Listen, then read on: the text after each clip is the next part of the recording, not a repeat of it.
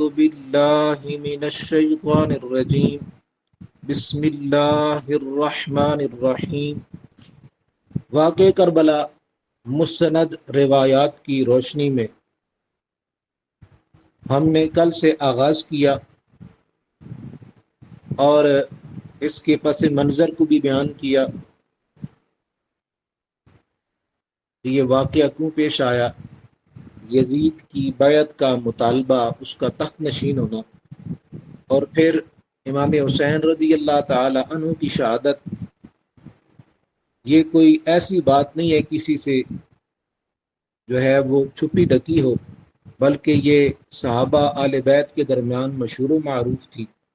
حضرت ام فضل، حضرت ام سلمہ، حضرت مولا علی، حضرت ابو ہریرہ اور دیگر صحابہ اور صحابیات وہ اس سے واقف تھے کہ یہ کون سی ہجری میں واقعہ پیش آنا ہے، کون سے مقام پر پیش آنا ہے، اور نبی کریم صلی اللہ علیہ وسلم نے اس کی پیشن گوئی فرما دی تھی۔ تو یہ ایک امتحان تھا اللہ رب العالمین کی طرف سے۔ اور پھر اس کے بعد واقعہ کربلا ہم نے شروع کیا۔ یہ واقعہ پیش آنے سے پہلے کون کون سے واقعات پیش آئے؟ یزید کے بیعت کا مطالبہ، گورنر مدینہ کا حضرت امام حسین کو بیعت کے لیے بنانا، امام حسین کا اس وقت بیعت نہ کرنا، پھر مکہ تشریف لے جانا، پھر مکہ آل مکہ کا عبداللہ بن زبیر کی معیت میں اکٹھا ہو کر یزید کے لشکر کا مقابلہ کرنا، پھر کوفیوں کے خطوط امام حسین کی طرف آنا کہ آپ ہمارے پاس آئیں، یہ دین جو ہے وہ مٹتا جا رہا ہے اور ایک فاسق شخص وہ اقتدار پر آ کر بیٹھ گیا ہے، تو ہم آپ کے ساتھ ہیں، ہم آپ کی بیعت کریں گے، اور آقا علیہ السلام جو نظام دے گئے ہیں، جو سیاسی نظام دے گئے ہیں، اس کی بقا کے لیے آپ کا آنا ضروری ہے، وغیرہ وغیرہ۔ تو یوں خطوط کا ایک تانتا بند گیا امام حسین رضی اللہ تعالیٰ عنہ کے پاس، اور آپ نے جانے کی تیاری کی تو صحابہ کرام علیہ رضوان نے منع کیا، حضرت عبداللہ بن عباس نے، اور اسی طرح عبداللہ بن عمر نے، عبداللہ بن زبیر نے، اور دیگر جو جلیل القدر صحابہ اس وقت مکہ میں موجود تھے، سب نے ہی منع کیا کہ آپ نہ جائیں، اس لیے کہ کوفی جو ہے وہ ان کی بے وفائی مشہور و معروف ہے، اور وہ اپنے عہد پر قائم نہیں رہیں گے۔ جیسے آپ کے والد گرامی حضرت مولا علی کے ساتھ انہوں نے وفا نہیں کی ہے، وہ آپ کے ساتھ بھی وفا نہیں کریں گے۔ اگرچہ وہ اپنے آپ کو شیعان علی کہتے تھے کہ ہم علی کا گروہ ہیں، لیکن ان کی بے وفائی اور بدعادی جو ہے وہ مشہور ہے، لہذا آپ نہ جائیں۔ اور پھر آپ بچوں کو ساتھ لے کر جا رہے ہیں، خاندان کو ساتھ لے کر جا رہے ہیں، تو اس طرح آپ نہ کریں۔ لیکن آپ نے کہا کہ مجبوری یہ ہے کہ انہوں نے یہ کہا کہ دین کو ضرورت ہے، آج میں نہیں جاتا تو یہ خطوط کل قیامت کے دن گواہ ہوں گے، میں حضور کی بارگاہ میں کیسے پیش ہوں گا، اللہ کی بارگاہ میں کیسے پیش ہوں گا، کہ جب امت کو ضرورت تھی قیادت کی، امت کو ضرورت تھی کہ کوئی آ کر ان کو جو ہے وہ انہیں سنبھالے اور انہیں راہ راست پر لائے اور ایک فاسق و ملعون کی بیعت سے بچائے، تو میں بیٹھ گیا اور میرے لیے کوئی بہانہ نہیں ہوگا، تو لہٰذا اس لیے مجھے جانا ضروری ہے۔ صحابہ کرام علیہ رضوان کے کہنے کی وجہ سے آپ نے مسلم بن عقیل کو بطور سفیر وہاں بھیجا، بطور نمائندہ بھیجا کہ آپ جا کر حالات کا جائزہ لیں اور پھر مجھے خط لکھیں کہ وہاں کے حالات کیسے ہیں۔ تو حضرت مسلم بن عقیل جب گئے تو ایک دن میں 18,000 لوگوں نے بیعت کر لی، بڑا پرتپاک استقبال کیا۔ تو پھر آپ نے فوراً خط لکھ دیا کہ حالات تو بڑے سازگار ہیں، ہم تشریف لے آئیں۔ لیکن یزیدی فکر رکھنے والے، یزید سے محبت کرنے والے، اس کے حامی جو کوفہ کے اندر موجود تھے، انہوں نے جب یہ حالات دیکھے، کیونکہ جو گورنر تھا نعمان بن بشیر، اس وقت جب آپ تشریف لے گئے مسلم بن عقیل، وہ رحم دل آدمی تھا، اہل بیت سے محبت کرنے والا تھا، فتنہ فساد اور جھگڑے کو پسند نہیں کرتا تھا، اس لیے اس نے کسی قسم کی کوئی جو ہے وہ مسلم بن عقیل کے لیے رکاوٹ پیدا نہیں کی۔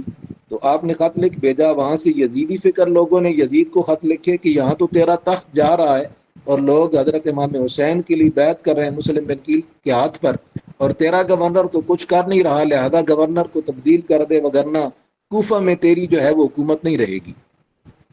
یزید نے اپنا جو قریبی شخص تھا سرجون نامی، اس سے مشورہ کیا، اور اس کے مشورے سے جو بصرہ کا گورنر تھا عبید اللہ ابن زیاد، اسے کوفہ کا گورنر مقرر کیا اور سخت آرڈر اسے بھیجے، کہا مسلم بن عقیل کو یا تو قید کر لو یا انہیں جو ہے وہ قتل کر دو، اور نعمان بن بشیر کو معزول کر دو اور لوگوں پر جا کر سختی کرو۔ وہ چلا گیا، وہاں پر جا کر اس نے وہ واقعہ ہم نے سارا بیان کیا ہے، تو اس نے نعمان بن بشیر کو معزول کیا۔ حضرت مسلم بن عقیل جن کی بیعت پورا کوفہ کر چکا تھا، تو آج کوفہ والوں نے بدعادی کی، بے وفائی کی، وہ مختصر بیان کر رہا ہوں، اس سے پہلے تفصیل ہم نے پڑھی ہے کل کے نشست میں اور سنی ہے کہ کوفہ والوں نے بدعادی کی، اور آخر کار آپ کے ساتھ کھڑے ہونے والے عبید اللہ بن زیاد کے مقابلے میں صرف آپ ہی رہ گئے، سب کوفی آپ کا ساتھ چھوڑ گئے، کوئی بندہ ساتھ نہیں تھا۔ پورا شہر جو کہ خط لکھ کر اپنی وفاداریوں کا ذکر کر رہے تھے اور وفاداریوں کا اظہار کر رہے تھے اور جذبات کا اظہار کر رہے تھے، وہ سارے سرد پڑ گئے، اور حضرت مسلم بن عقیل اکیلے ہیں، تو آپ کو شہید کر دیا گیا۔ اور پھر آپ کے بیٹے جو آپ کے ساتھ گئے تھے، چھوٹے بچے تھے، محمد اور ابراہیم، ان دونوں کو بھی شہید کر دیا گیا۔ ادھر سے حضرت امام حسین رضی اللہ تعالی عنہ، آپ نے مسلم بن عقیل نے شہادت سے پہلے عمر بن سعد کو یہ کہا، حضرت سعد بن ابی وقاص کا بیٹا، جلیل القدر صحابی ہیں، عمر بن سعد، اس کو کہا کہ تم امام حسین کو پیغام بھجوا دو کہ حالات اب بدل چکے ہیں، تو لہذا آپ ادھر تشریف نہ لائیں، میرا بھی بتا دینا کہ مجھے قتل کر دیا جائے گا، شہید کر دیا جائے گا، تو آپ یہاں پر نہ آئیں۔ حضرت امام حسین چونکہ خط آپ کو پہلے والا مل چکا تھا کہ حالات سازگار ہیں، آپ تیاری کر چکے تھے، 8 ذوالحجہ کو جب حاجی جو ہے وہ مینا کی طرف جا رہے تھے، امام حسین رضی اللہ تعالیٰ عنہ کربلا کی طرف عازم سفر تھے، اور سفر سے پہلے پھر وہی بات جو پہلے گزر چکی ہے، سب صحابہ نے منع کیا، لیکن آپ نے فرمایا نہیں، اب میرا جانا ضروری ہے، وگرنہ قیامت کے دن میں اپنے نانا کو کیا جواب دوں گا۔ اور اسی طرح حضرت عبداللہ بن جعفر نے آپ کو راستے میں روکنے کی کوشش کی کہ آپ رک جائیں، نہ جائیں، حالات ٹھیک نہیں ہیں۔ حضرت امام حسین نے فرمایا انی رأیت رسول اللہ فی المنام وقد امرنی فیہا بامر وانا ماد له فقال وما تلك الرؤيا فقال لا احدث بها احدا حتى القى ربی عز وجل۔ حضرت امام حسین نے فرمایا میں نے اپنے نانا جان کو خواب میں دیکھا ہے، آپ نے مجھے ایک کام سر انجام دینے کا حکم دیا ہے جسے میں ہر حالت میں انجام دوں گا۔ تو عبداللہ بن جعفر نے پوچھا بھی وہ کیا ہے؟ تو یہ حضرت جعفر کے بیٹے ہیں، جعفر حضرت مولا علی کے جو بھائی حضرت جعفر طیار، ان کے بیٹے عبداللہ بن جعفر۔ انہوں نے پوچھا وہ خواب کیا ہے؟ آپ نے فرمایا یہ خواب میں کسی کو نہیں بتاؤں گا یہاں تک کہ میں اپنے رب سے جا ملوں، اس وجہ سے میرا جانا ضروری ہے، اس خواب کی وجہ سے، لیکن وہ خواب آپ نے بیان نہیں فرمایا۔ حضرت امام حسین کوفہ کی طرف آپ کا قافلہ جا رہا ہے، اور وادی زیرما کے مقام الحاجر سے آپ نے قیس بن مساہر سیداوی یا اپنے رضائی بھائی عبداللہ بن یقتر، یہ 2 شخصیات ملتی ہیں، ان میں سے کسی ایک کو، دونوں جو ہے وہ حضرت امام حسین کے وفادار ساتھی ہیں، ان دونوں کو خط دے کر بھیجا جس میں آپ نے لکھا کہ مجھے مسلم بن عقیل کا خط مل گیا ہے، اور جو تمہاری اکٹھا ہونا، پھر تمہارا بیعت کرنا، جو کچھ تم نے کیا ہے اس کی خبر مجھے مل چکی ہے، اور میں 8 ذوالحجہ منگل کے دن سے روانہ ہو چکا ہوں کوفہ کی طرف، تو جب تمہارا قاصد میرے پاس پہنچے تو مخفی طور پر اپنے کام کے لیے کوشش بڑھا دیں، تو میں انشاءاللہ تمہارے پاس پہنچنے والا ہوں۔ یہ لکھ کر آپ نے ان دو شخصیات میں سے کسی ایک کے حوالے کیا۔ ابھی تک آپ کو مسلم بن عقیل کی شہادت کی خبر نہیں پہنچی ہے۔ آپ کا قاصد آپ کا ہاتھ لے کر کوفہ کی طرف روانہ ہوا، مگر قادسیہ، یہ بھی ایک مقام ہے، مکہ سے کوفہ جاتے ہوئے وہاں گرفتار ہو گیا۔ پھر ابن زیاد کے پاس اسے لایا گیا۔ ابن زیاد ملعون نے اسے کہا کہ محل کے اوپر چڑھ کر سب لوگوں کے سامنے حضرت مولا علی اور حضرت امام حسین رضی اللہ تعالی عنہما کو گالیاں دو۔ قاصد نے محل کے اوپر چڑھ کر حضرت علی اور حضرت امام حسین رضی اللہ تعالی عنہ کو گالیاں دینے کے بجائے ان دونوں حضرات کی فضیلت کو بیان کیا، احادیث ان کی فضیلت کے اندر تھی وہ بیان کی، اور ان کے لیے دعائے مغفرت کی۔ ابن زیاد اور اس کے باپ پر لعنت کی، کہا ابن زیاد پر بھی لعنت ہے، اس کے باپ پر بھی لعنت، اور کہا امام علی مقام مکہ مکرمہ سے روانہ ہو چکے ہیں، میں ان کا قاصد ہوں، تم سب کو چاہیے کہ حضرت امام حسین کی فرمانبرداری اور اطاعت کریں۔ اب جو پیغام تھا وہ پہنچا دیا۔ اس پر ابن زیاد کے حکم سے اسے انہیں جو بھی قاصد تھا، وہ چاہے وہ قیس بن مسہر تھا یا پھر عبداللہ بن یکتر، دونوں میں سے کوئی ایک تھا جو آپ کے رضائی بھائی تھے، انہیں مال سے نیچے گرا دیا گیا، جس کی وجہ سے ان کی ہڈیاں چور چور ہو گئیں اور وہ شہید ہو گئے۔ تو اب اس سے پہلے مسلم بن عقیل، آپ کے دونوں صاحبزادے، اور اسی طرح جس نے حضرت مسلم بن عقیل کو پناہ دی تھی وہ شخص، یہ جو حضرات ہیں ان کو عبید اللہ بن زیاد نے قتل کر دیا۔ ہانی بن عروہ ان کا نام تھا، جنہوں نے مسلم بن عقیل کو پناہ دی تھی، ان کو یہ قتل کر چکا ہے۔ امام حسین کا قافلہ مسلم بن عقیل کی شہادت اور کوفہ کے حالات سے بے خبر کوفہ کی جانب رواں دواں تھا۔ راستے میں ہر جراگاہ سے جس پر سے قافلہ گزرتا، جس کسی گاؤں سے گزرتا، کسی آبادی سے گزرتا تو لوگ آپ کے ہمراہ ہو جاتے۔ جب یہ قافلہ ثعلبہ کے مقام پر پہنچا، حضرت امام حسین کو حضرت مسلم بن عقیل اور ہانی بن عروہ کی شہادت کی خبر مل گئی۔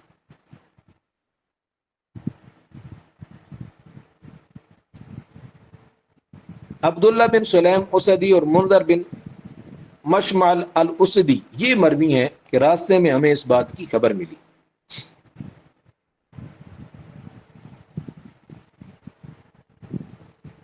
اب یہ جو حضرات ہیں جو کہ راستے میں امام حسین کے ساتھ حج سے فارغ ہونے کے بعد شامل ہوئے تھے،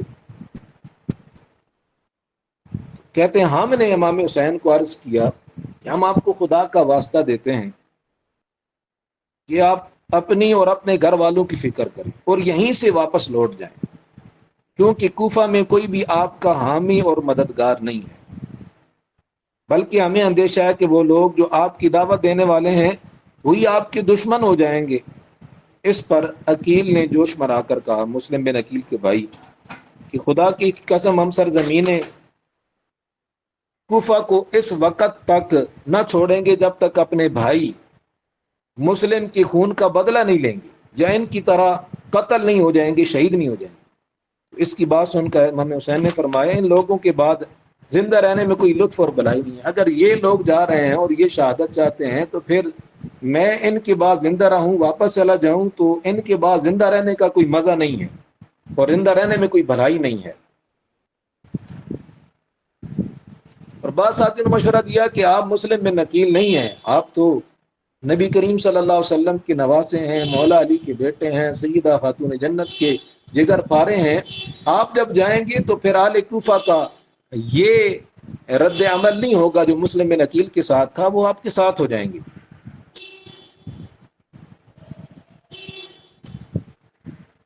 پھر آپ چل پڑے۔ جب یہ آپ کا قافلہ ضرورت پر پہنچا تو پھر آپ کو یہ خبر ملی کہ جو آپ نے قاصد روانہ کیا تھا اس کو بھی شہید کر دیا گیا۔ پھر آپ نے اپنے رفقا کو جمع کیا اور کہا کہ جو اس بات کے دعوے دار ہیں کہ ہم شیعان علی ہیں، انہوں نے ہمیں چھوڑ دیا ہے، تم میں سے جو واپس جانا چاہتا ہے وہ بخوشی واپس چلا جائے، ہماری طرف سے اس پر کوئی پابندی یا الزام نہیں ہے۔ آپ نے یہ اس لیے فرمایا کیونکہ راستے میں بہت سارے لوگ چراگاہوں سے دیہاتوں سے جب آپ گزر رہے تھے تو وہ قافلے کے ساتھ ہو گئے تھے، اور بہت سارے لوگ اس لیے تھے، اس خیال سے آ رہے تھے کہ شاید امام حسین اس شہر میں جا رہے ہیں جہاں کے رہنے والوں نے آپ کی اطاعت قبول کی ہے، اور آپ نے جو ہے وہاں جا کر جو ہے وہ سربراہی کرنی ہے۔ انہیں تو صحیح حالات کی خبر نہیں ہے کہ آگے جا کر جنگ ہونی ہے اور حالات خراب ہو جانے ہیں، اور وہ شہر والے تو بدعہدی کر چکے ہیں، یہ خبر انہیں نہیں تھی۔ تو اس لیے امام حسین نے سارا جو معاملہ تھا ان کے سامنے پیش کر دیا۔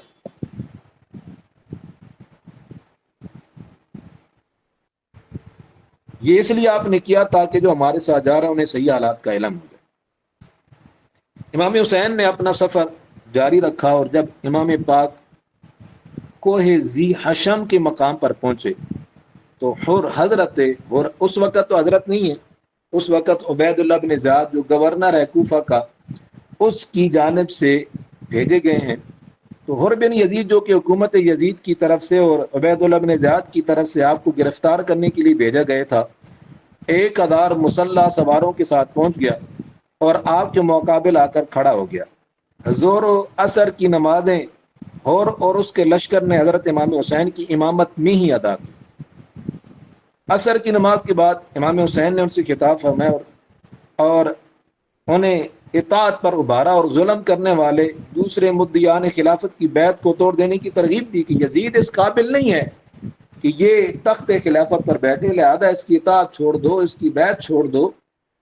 یہ تو نبی کریم صلی اللہ علیہ وسلم کے دین کی تصدیق کرنے والا اور حضور کی دین کے احکامات کو پس پش ڈالنے والا ظالم، جابر، فاسق، زانی، شرابی شخص ہے، تم کیوں اس کی اطاعت کر رہے ہو؟ پھر آپ نے خطوط آل کوفہ اور قاصدوں کا ذکر کرتے ہوئے فرمایا کہ اگر آج تمہاری رائے اس سے مختلف ہے جو تمہارے خطوط اور قاصدوں نے مجھ پر ظاہر کی تھی، پھر میں واپس چلا جاتا ہوں۔ اور نے کہا ہم نہیں جانتے یہ خطوط کیسے اور کس نے انہیں لکھا ہے۔ حضرت امام حسین نے خطوط سے بھرے ہوئے 2 تھیلے منگوا کر اور کے سامنے انڈیل دیے اور ان میں سے چند خطوط پڑھے۔ اس پر انہوں نے کہا ہم ان لوگوں میں سے نہیں ہیں جنہوں نے آپ کو خط لکھے، ہمیں تو یہ حکم ملا ہے کہ جب ہم آپ کو ملیں تو آپ سے اس وقت تک جدا نہ ہوں جب تک آپ کو ابن زیاد کے پاس نہ لے جائیں۔ آپ نے فرمایا موت اس سے زیادہ قریب ہے۔ آپ کا مطلب تھا کہ مجھے زندہ گرفتار کر کے ابن زیاد کے پاس لے جانا ناممکن ہے، لے جاؤ گے تو پھر شہادت کے بعد ہی لے جا سکتے۔ پھر امام حسین نے اپنے ساتھیوں سے فرمایا سوار ہو جب مرد و عورتیں سب سوار ہو گئے اور آپ نے واپس لوٹنے کا ارادہ فرمایا تو حر کے لشکر نے آپ کا راستہ روک لیا۔ اس پر ایک تاریخی جملہ اور پھر حر کا تاریخی جواب ہے جو کہ ٹرننگ پوائنٹ ہے حضرت حر کا، حضرت حر بننے کا۔ حضرت امام حسین نے حر سے فرمایا تیری ماں تجھے روئے۔ یہ عربی محاورہ ہے، عرب لوگ کہتے ہیں تیری ماں تجھے روئے، تو کیا چاہتا ہے؟ حر نے جواباً کہا خدا کی قسم اگر آپ کے علاوہ کوئی اور عرب یہی بات مجھے کہتا جو آپ نے کہی ہے کہ تیری ماں تجھے روئے، اور وہ اس حالت میں ہوتا جس میں اس وقت آپ ہیں، تو میں ضرور اس سے بدلہ لیتا اور ضرور میں اس کی ماں کا ذکر کرتا اور اس کی ماں کو نہ بخشتا، لیکن میں ہر حال میں آپ کی ماں کا نام عزت و احترام کے ساتھ لوں گا۔ یہ ابن کثیر کے اندر جملے موجود ہیں، اور علماء نے یہ کہا اور پڑھنے والے کو یہ بات سمجھ آتی ہے کہ حضرت حر کو اللہ تعالیٰ نے جو ہدایت دی اور آپ قافلہ حسینی کے اندر شامل ہوئی، یہی وہ الفاظ ہیں جو رب کی بارگاہ میں مقبول ہو گئے کہ آپ نے سیدہ خاتون جنت رضی اللہ تعالی عنہا کا احترام کیا، آپ کے نام کا احترام کیا، آپ کی ذات کا احترام کیا، اور اپنی ماں کے مقابلے میں آپ سیدہ امام حسین کی ماں کا نام نہیں لیا۔ کہا کوئی اور ہوتا تو میں اس کی ماں کو یہ جملے بولتا، لیکن آپ تو سیدہ خاتون جنت کے بیٹے ہیں، تو میں ان کے نام کو سوائے بلائی اور احترام کے نہیں لے سکتا۔ اللہ تعالیٰ نے پھر آپ کو وہ مقام دیا کہ آپ میدان کربلا میں پہلے شہید ہیں۔ اس کے بعد فریقین میں کچھ باس مباحثہ بھی ہوا، بالآخر اور نے کہا مجھے آپ کے ساتھ لڑنے کا حکم نہیں ہے، مجھے یہ صرف حکم ہے کہ میں نے آپ کو ابن زیاد کے پاس کوفہ میں پہنچانا ہے۔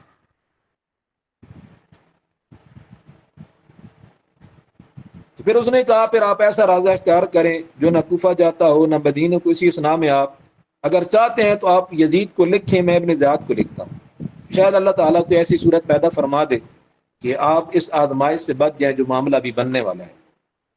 حضرت امام حسین نے قافلے کو کوچ کا حکم فرمایا اور غدیب اور قادسیہ جانے والے راستے سے بائیں جانب کو ہوئے، اور بن یزید آپ کے ساتھ ساتھ چلتا رہا۔ چلتے چلتے آپ نینوا کے میدان میں پہنچے تو آپ نے کوفہ سے آتے ہوئے ایک سوار کو دیکھا، سب لوگ ٹھہر کر اس کا انتظار کرنے لگے۔ وہ آیا تو اس نے حضرت امام حسین اور ان کے ساتھیوں کو سلام کرنے کے بجائے ہر کو سلام کیا، اور ابن زیاد کی طرف سے ہر کو ایک خط دیا۔ اس میں لکھا تھا جس وقت میرا قاصد میرا خط لے کر تمہارے پاس پہنچے تو اسی وقت سے حسین پر سختی کرو، بس تم اس کو سوائے ایسے کھلے میدان کے جہاں نہ تو کوئی پناہ گاہ ہو، نہ پانی ہو، اور نہ کوئی ایسی جگہ ہو وہاں اترنے دو، اس کے علاوہ کہیں تم نے پڑاؤ نہیں ڈالنے دینا۔ ایسی جگہ پر پڑاؤ ڈالیں جہاں کوئی قریب آبادی نہ ہو، کھلا میدان ہو اور وہاں پر پانی بھی نہ ہو، ایسی جگہ انہیں پڑاؤ ڈالنے دینا ہے تمہیں، اور میں نے بندہ بھیج دیا ہے جو تمہارے ساتھ لگا رہے گا، اور یہ تم سے الگ نہیں ہوگا جب تک کہ تم میرے حکم پر عمل نہیں کرتے، یہ ساری رپورٹ تمہاری مجھے دے گا۔ جب اور نے یہ خط پڑھا تو سارا خط امام حسین کے حوالے کیا اور کہا کہ ابن زیاد کا خط ہے اور اس نے مجھ سے یہ مطالبہ کیا ہے۔ آپ کے امام حسین کے ساتھیوں نے کہا کہ ہم نینوا، غادریہ یا شفیہ میں اتریں گے۔ اس نے کہا میں ایسا نہیں کر سکتا، کیونکہ شخص قاصد کو مجھ پر نگرانی کے لیے بھیجا گیا ہے، یہ تو مجھے دیکھتا رہے گا۔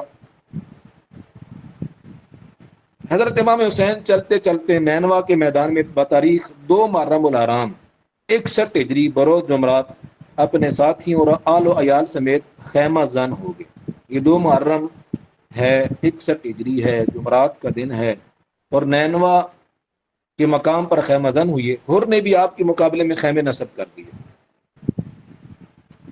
ہر کے دل میں اگرچہ اہل بیت نبوت کی عظمت تھی اور یہاں تک اس نے اپنی نمازیں بھی حضرت امام حسین کی پیچھے ادا کی تھی، لیکن وہ ابن زیاد کے حکم سے مجبور تھا، اور وہ اپنے ذات کی ظالم اور صفاق مزاج سے واقف تھا، اور اسے علم تھا کہ اگر اس نے امام حسین اور ان کے ساتھی کے ساتھ کوئی نرمی دکھائی یا ابن زیاد کی بات نہ مانی تو یہ بات 1000 کے لشکر کے سامنے چھپی تو نہیں رہے گی، ابن زیاد کو خبر مل جائے گی۔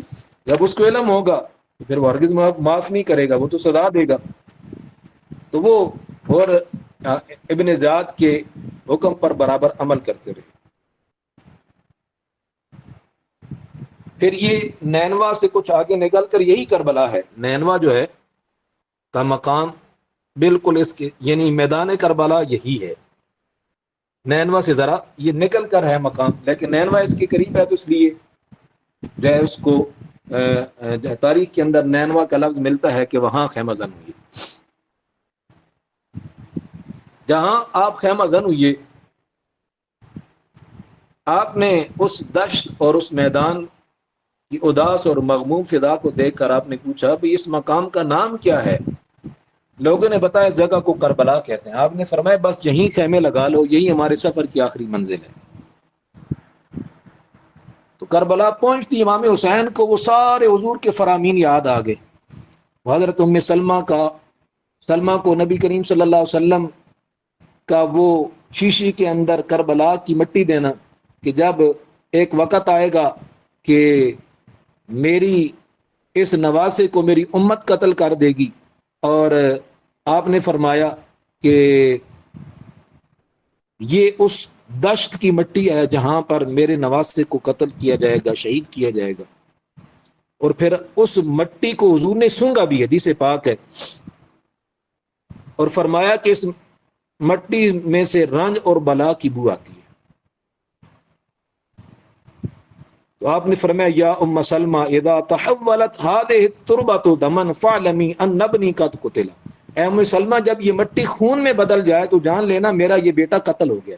امام حسین کو وہ ساری باتیں جو حضور نے پیشن گوئیاں فرمائی تھیں وہ یاد آ گئیں کہ یہی وہ مقام ہے جہاں شہادت ہونی ہے، یہی وہ مقام ہے جہاں میری آزمائش ہونی ہے، جہاں میرا امتحان ہونا ہے۔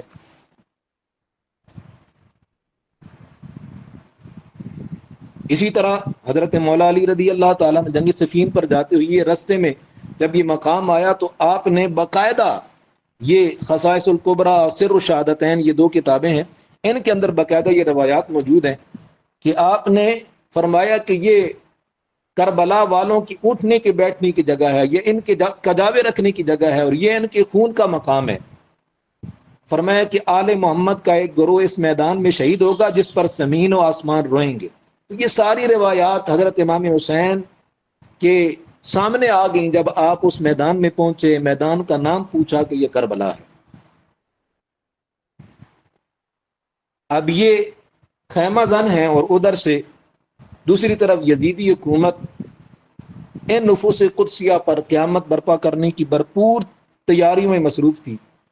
2 محرم خیمہ زن ہوئے ہیں۔ 3 محرم الحرام کو عمر بن سعد، حضرت سعد بن ابی وقاص جو حضور کے جلیل القدر صحابی ہیں، ان کا بیٹا جو ہے والد صحابی ہیں، اور عمر نے جو ہے وہ اپنے حصے میں یہ جو ہے وہ بدبختی سمیٹی ہے کہ صحابی کا بیٹا ہو کر امام حسین کے رضی اللہ تعالیٰ عنہ کے قاتلوں کے اندر شمار ہوا۔ تو یہ 4000 کا لشکر لے کر مقابلہ کے لیے کوفہ سے کربلا پہنچ گیا۔ پہلے تو عمر بن سعد نے جب ابن زیاد نے بھیجنے کی کوشش کی، لے تو لال کی کہ میں نہیں جانا چاہتا، میں نہیں جاتا۔ پھر اس نے لالچ دیا، اس نے کہا ٹھیک ہے نہیں جاتے ہو تو تمہارا عہدہ ختم ہے، جہاں جہاں تم میرے نائب ہو وہ سب ختم ہو جائے گا، اور یہاں تک کہ اسے قتل کی دھمکی بھی دی۔ تو پھر وہ دنیا کی لالچ میں اور عہدوں کی لالچ میں اس نے حامی بار لی کہ ٹھیک ہے میں جو ہے وہ لشکر کے ہمراہ جو ہے وہ میں جاتا ہوں، اور امام حسین سے جنگ کرنے کے لیے آمادہ ہو گیا۔ عمر بن سعد نے حضرت امام حسین کے پاس قاصد بھیجا کہ آپ کیوں تشریف لائیں؟ آپ نے فرمایا کہ آل کوفہ نے مجھے لکھا تھا کہ میں ان کے پاس آؤں، اگر وہ مجھ سے بیزار ہے تو میں واپس مکہ چلا جاتا ہوں۔ اب یہ بات جب ابن سعد کو جواب ملا تو اس نے کہا میری تمنا تو یہ ہے کہ اللہ تعالیٰ کسی طرح مجھے حضرت امام حسین کے خلاف جنگ کرنے سے بچا لے۔ تو عمر بن سعد نے یہ بات لکھ کر ابن زیاد کو بھیج دی کہ امام حسین تو یہ کہہ رہے ہیں۔ تو ابن زیاد نے پھر پیغام بھیجا امام حسین اور ان کے ساتھیوں پر پانی بند کر دو، اور حسین سے کہو وہ خود اور ان کی ہمراہی اب اس کے یہ الفاظ ہیں کہ امیر المؤمنین یزید بن معاویہ کی بیعت کریں۔ امیر المؤمنین تو یزید نہیں ہے، کسی بھی طرح وہ کسی بھی اچھے لقب کا مستحق نہیں ہے۔ تو چونکہ یہ جو بات ہے عبید اللہ بن زیاد کے الفاظ ہیں، اس نے یہ کہا کہ یزید کی بیعت کریں، جب وہ بیعت کر لیں گے تو پھر ہم سوچیں گے آپ کے ساتھ کیا کرنا چاہیے۔ اس پر عمر بن حجاج کی قیادت میں ابن سعد کے آدمی حضرت امام حسین کی قافلہ پر پانی بند کر دیا، درائے فرات کا پانی بند ہو گیا۔ امام حسین رضی اللہ تعالی عنہ، حضرت امام حسین نے اپنے بھائی حضرت عباس کے ساتھ 30 سوار اور 20 پیدل پانی کے لیے بھیجے، تو وہ کامیاب ہو گئے پانی لانے میں۔ حضرت امام حسین نے ابن سعد سے ملنے کی خواہش کی، اس پر دونوں فریق 20 سواروں کے ہمراہ آئے، پھر آپس میں گفت و شنید ہوئی، باتیں ہوئیں۔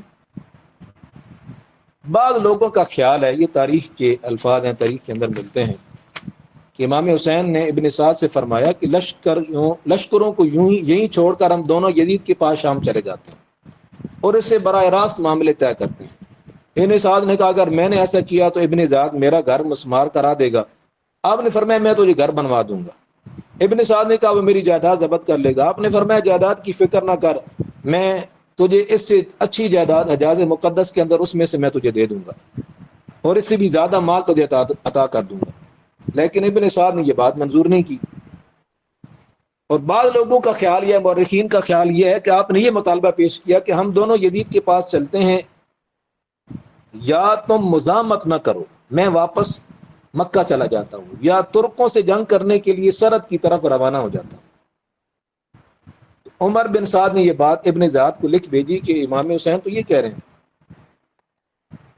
اب جب یہ خط پہنچا ابن زیاد کا بھی خیال ہوا کہ ایسا کر لیتے ہیں کہ ان تینوں میں سے کوئی ایک بات ہی مان لیتے ہیں۔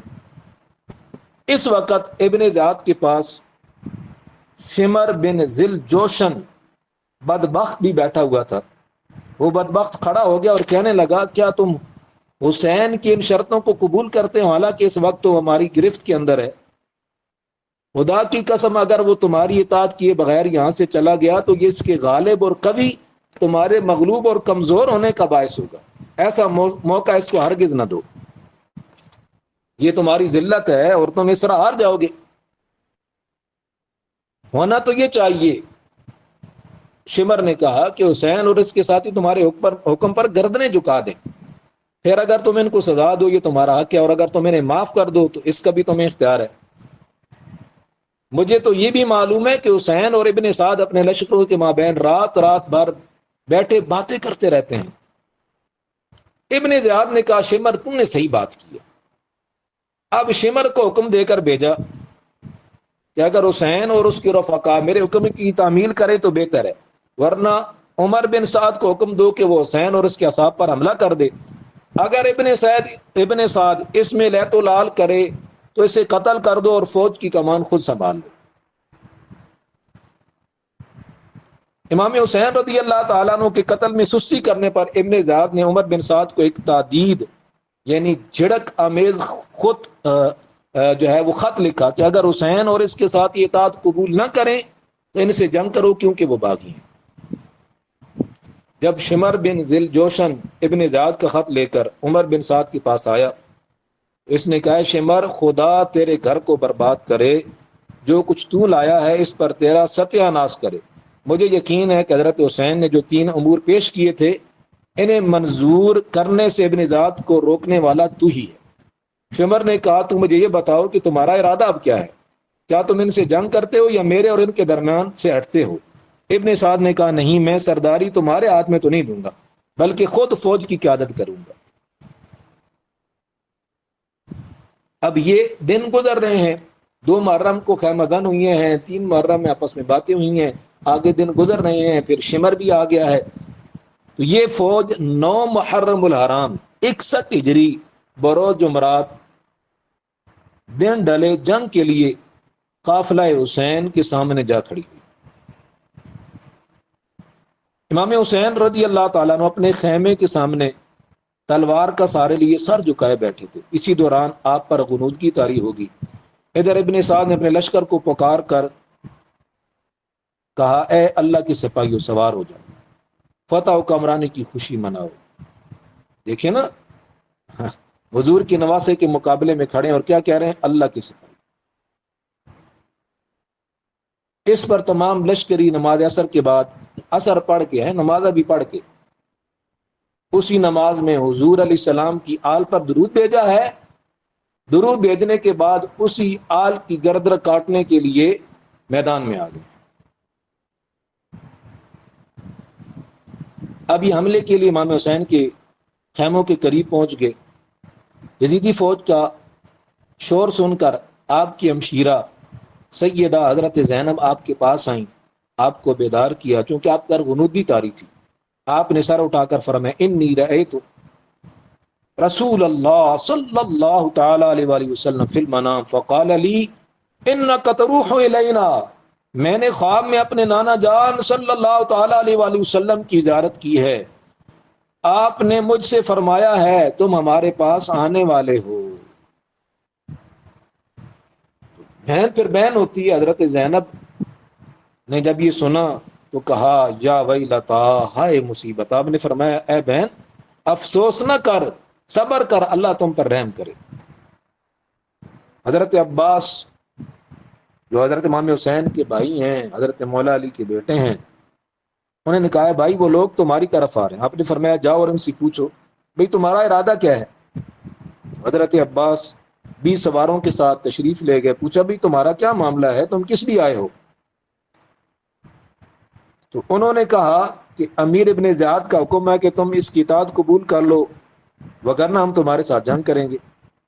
حضرت عباس نے کہا بھائی ٹھیک ہے، میں حضرت امام حسین سے بات کر کے پھر تمہیں بتاتا ہوں۔ حضرت امام حسین کی بارگاہ میں حاضر ہوئے، ساری بات عرض کی تو آپ نے فرمایا لوگوں سے کہو ہمیں ایک رات کی مہلت دے دو تاکہ اس آخری رات میں ہم اچھی طرح نماز پڑھ لیں، دعائیں مانگ لیں، توبہ اور استغفار کر لیں۔ تو اللہ تعالیٰ خوب جانتا ہے، امام حسین نے فرمایا کہ مجھے نماز، تلاوت، دعا و استغفار سے بڑا قلبی تعلق ہے۔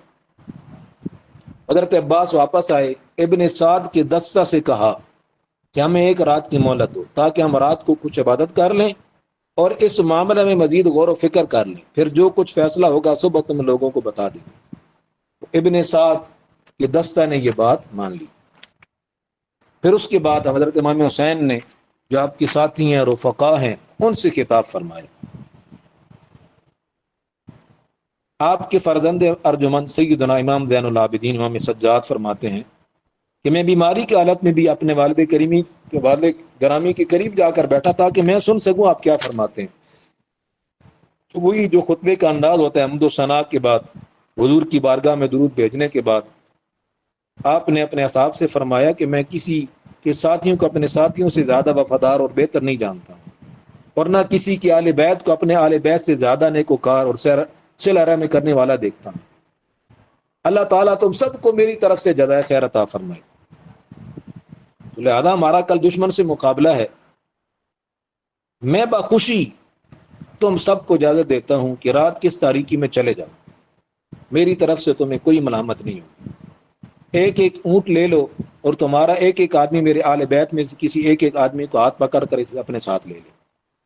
اللہ تعالیٰ تم سب کو جزائے خیر دے، پھر تم اپنے اپنے شہروں اور دیہاتوں میں منتشر ہو جاؤ یہاں تک کہ اللہ تعالیٰ یہ مصیبت ٹال دے۔ بے شک یہ لوگ میرے ہی قتل کے طالب ہیں، یہ مجھے ہی قتل کرنا چاہتے ہیں، جب یہ مجھے قتل کریں گے تو پھر کسی اور کی یہ طلب نہیں ہوگی، تو لہذا تمہیں اجازت ہے کہ تم اپنے بھائیوں، بیٹوں، بھتیجوں سب سمیت چلے جاؤ۔ تو آپ کے جو بھائی تھے، 4 بھائی آپ کے واقعہ کربلا، انشاءاللہ آخر میں ہم جو لوگ تھے اور کربلا میں ان کے اسماء گرامی بھی ذکر کریں گے۔ تو آپ کے جو بھائی تھے حضرت عباس بن علی، حضرت ابو بکر بن علی، عمر بن علی، عثمان بن علی رضی اللہ تعالیٰ عنہ، آپ کے بھائیوں، بیٹوں اور بھتیجوں نے عرض کیا کہ آپ کے بعد ہماری زندگی بیکار ہے، اللہ تعالیٰ آپ کے بارے میں ایسا برا دن ہمیں نہ دکھائے کہ آپ موجود نہ ہوں اور ہم ہوں، ایسا تو نہیں ہو سکتا ہے۔ اسی طرح بنی عقیل جو حضرت مسلم بن عقیل کا خاندان ہے، ان سے بھی کہا تو انہوں نے کہا نہیں، ایسا تو نہیں ہو سکتا کہ ہم دنیا کو ترجیح دے دیں اور اپنے سردار کو اور اپنے بہترین ابن کا ساتھ چھوڑ دیں، یہ نہیں ہو سکتا۔ نہ تیر پھینکیں، نہ تلوار چلائیں، نہ نیزہ کھائیں، نہ نیزہ ماریں اور یوں ہی ہم واپس چلے جائیں، یہ تو نہیں ہو سکتا ہے۔ کہا ہم اپنی جان، مال، آل، عیال آپ کے قدموں پر قربان کریں گے، آپ کی ہنگرائی میں جنگ کریں گے، جو انجام ہوگا پھر آپ کا ہوگا وہی ہمارا انجام ہوگا، لہذا ہم واپس تو نہیں جائیں گے۔ باقی جو آپ کے اصحاب تھے ان کا بھی، یعنی یہ تو آل بیت ہیں، اور جو باقی اصحاب ہیں، ساتھی ہیں، ان کے جذبات بھی کچھ ایسے ہی تھے اور ان کے کلمات بھی کچھ ایسے ہی تھے۔ تو پھر آپ نے انہیں حکم دیا کہ تمام رات خیمے قریب قریب کر لو، حتیٰ کہ ان کی تنابیں ایک دوسرے میں گھسی ہوئی ہوں، یعنی خیموں کے درمیان فاصلہ نہ ہو، تاکہ دشمن ہم تک صرف ایک جانب سے آ سکے، ہماری دائیں، بائیں اور پیچھے کی جانب خیمے ہوں۔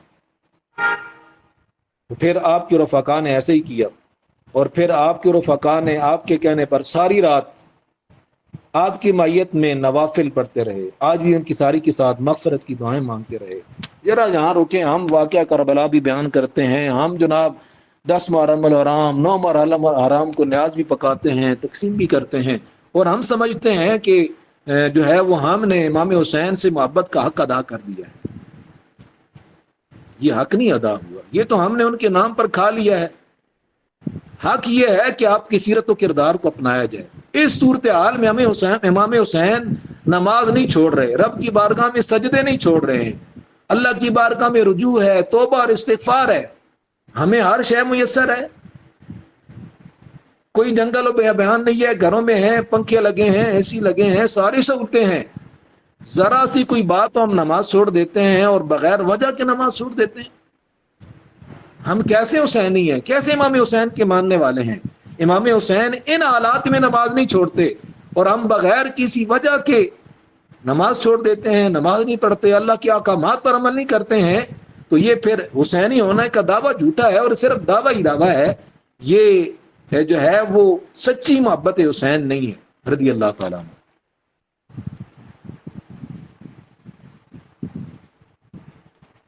رات یہ مکالمہ ہوتا ہے ان کے ساتھ، اور رات میں یہ جو ہے وہ انداز ہے حضرت امام حسین رضی اللہ تعالیٰ عنہ کا اور آپ کے ساتھیوں کا کہ وہ نوافل کے اندر مشغول ہیں، توبہ اور استغفار کے اندر مشغول ہیں۔ اب 10 محرم الحرام 61 ہجری کا آفتاب طلوع ہوتا ہے۔ عمر بن سعد نے اپنے ساتھیوں کے ساتھ صبح کی نماز پڑھ لی۔ وہ کون نماز پڑھ رہے ہیں جی؟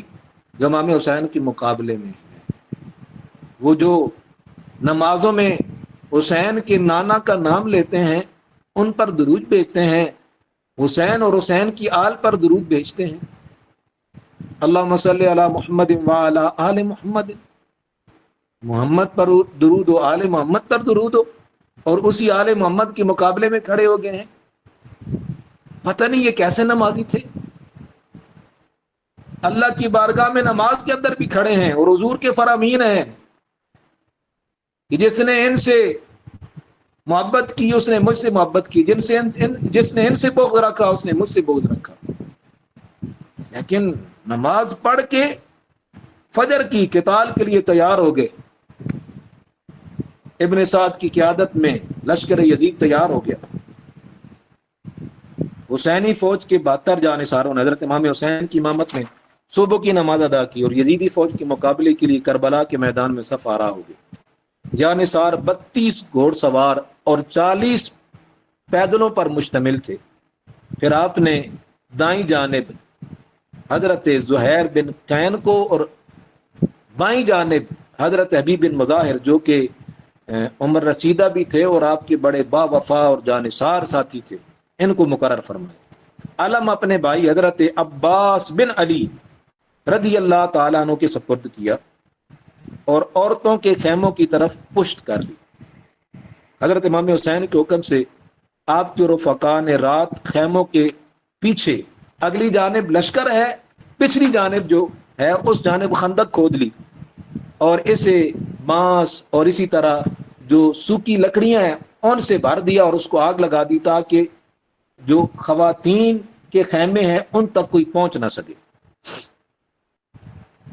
حضرت امام حسین گھوڑے پر سوار ہوئے، قرآن مجید منگوا کر سامنے رکھا، دونوں ہاتھ اٹھا کر بارگاہ خدا مندی میں یہ دعا کہ اللہ، ہر مصیبت میں تو ہی میرا سہارا ہے، ہر تکلیف میں تو ہی میری امید ہے، تمام حوادث میں تو ہی میرا مددگار اور ڈھارس ہے۔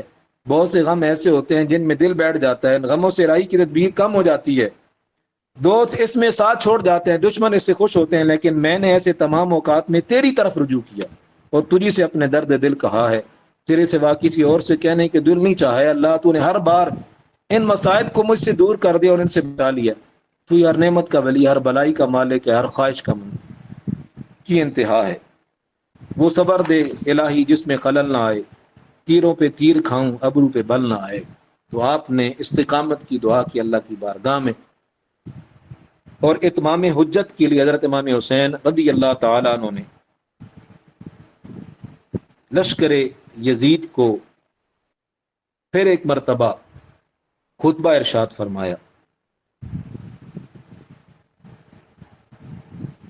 آپ یزیدی لشکر کے قریب آئے، بلند آواز کے ساتھ فرمایا، لوگوں میں تمہیں نصیحت کرنے والا ہوں، اسے غور سے سنو۔ اس پر سب لوگ خاموش ہو گئے۔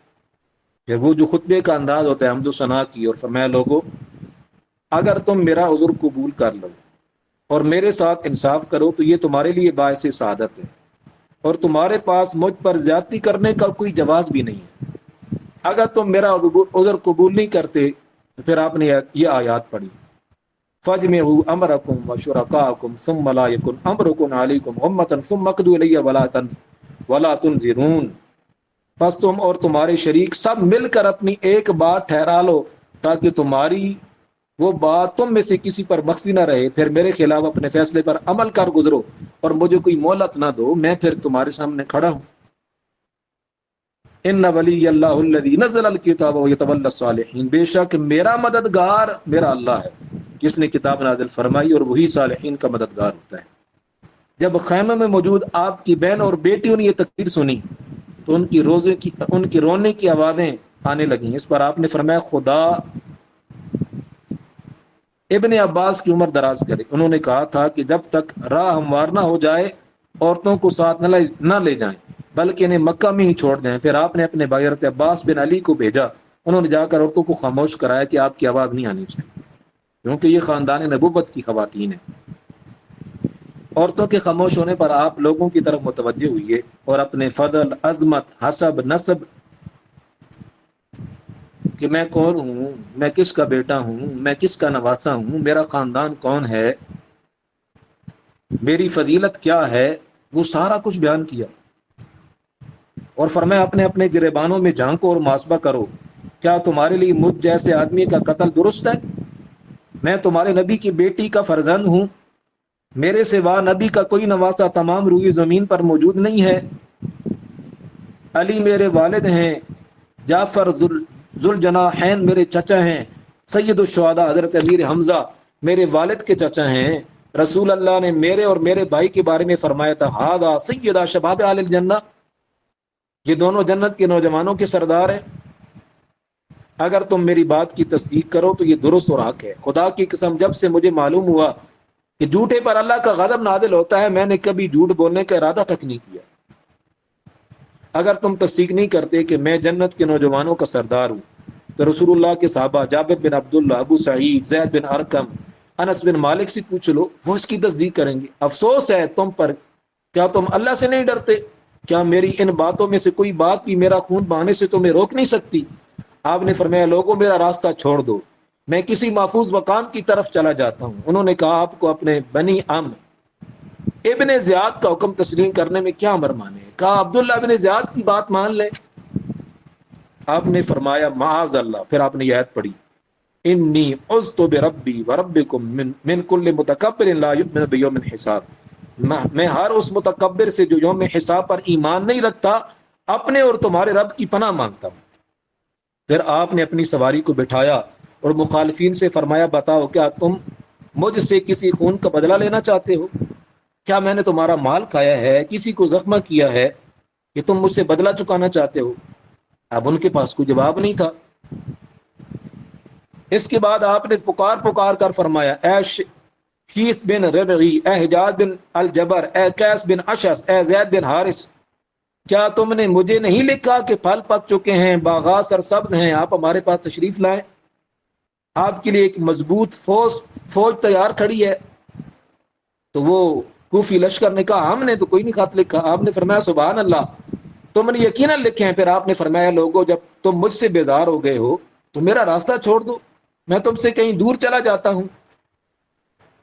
پھر انہوں نے کہا کہ آپ ابن عبید اللہ ابن زیاد کی بات مانیں، آپ کو وہ نقصان نہیں پہنچائے گا، آپ کے ساتھ وہی معاملہ کرے گا جو آپ چاہتے ہیں۔ آپ نے جواب دیا تو اپنے بھائی کا بھائی تو ہے۔ جب آل کوفہ نے حضرت مسلم بن عقیل سے غداری کی تو انہوں نے ایک بڑھیا توأ کے گھر پناہ لی تھی۔ اس بڑھیا کے بیٹے بلال نے مخبری کر دی تھی۔ یہ مخبری محمد بن اشعث جو کہ قیس بن اشعث کا بھائی تھا کی معرفت ہوئی تھی، تو کہا تو اپنے بھائی کا بھائی ہے، تیرے بھائی نے مسلم بن عقیل کو قتل کروایا ہے، تو یہ کہہ رہا ہے کہ میں عبید اللہ بن زیاد کے پاس چلا جاؤں، وہ جو ہے وہ تمہارے ساتھ زیادتی نہیں کرے گا، تم مجھے مشورہ دے رہے ہو۔